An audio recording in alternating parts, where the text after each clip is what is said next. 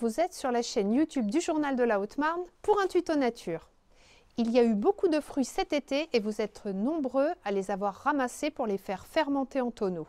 Et l'heure est venue de faire de la goutte, de l'agnole ou de l'eau de vie, dites comme vous voulez. Je me suis rendue dans un atelier de distillation à Vouécourt. J'ai rencontré Philippe et Christian qui m'ont expliqué tout le processus. Philippe, pouvez-vous nous expliquer comment fonctionne un alambic? On dispose les fruits dedans.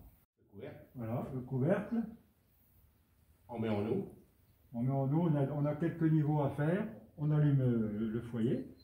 Une fois que les niveaux sont faits, on allume le foyer. On laisse monter la température. Donc les vapeurs de l'alcool plus léger montent dans le couvercle. Il passe par le col de cygne, là, la pipe. Il redescend. Et là, on a un refroidisseur. Ce refroidisseur-là, il va condenser l'eau de vie qui va tomber voilà, dans le récipient. Donc là, on appelle ça, là, c'est la première passe. On mesure le degré d'alcool. Hein, on fait des petits sondages très souvent. On mesure le degré d'alcool. Et puis, quand on va dire descend jusqu'à entre 20 et 30 degrés, on arrête le processus. On arrête. On vide, on enlève la pipe, le couvercle, on vide les mares, ce sont les mares, on vide les mares dans une brouette ou autre.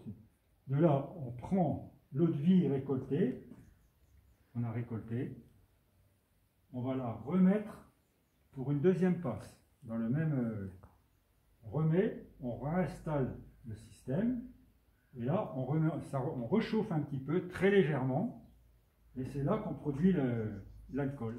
Et combien de degrés fait votre goutte à l'issue de la deuxième passe?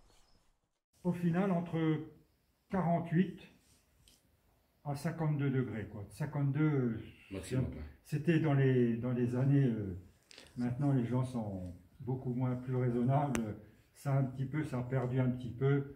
À 48, oui, 50, 50, 52. Quoi qu'il y en a encore quelques-uns qui montent à 52. Mais elle est beaucoup plus ardue. L'eau de vie va reposer environ 6 mois avant d'être mise en bouteille. On dit qu'elle jette son feu. Et ensuite, comment pourra-t-on la consommer, Philippe? Lors de repas d'agapes particulières, familiales ou autres, hein, même dans certains mariages maintenant, le monde associatif, ils appellent ça maintenant le trou champenois.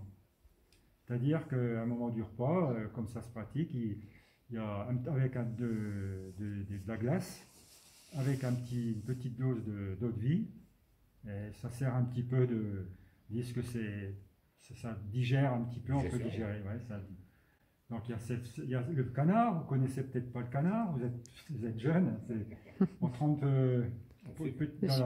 avec un sucre, vous savez, c'est dans sa d'eau de vie, quoi.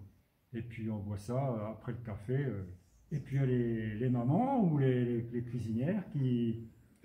Dans les gâteaux, pour donner un petit parce que c'est très fruitier quand même, hein, ça, rien qu'au-dessus, ça apporte pour elle, ça apporte un petit plus à la pâtisserie, quoi.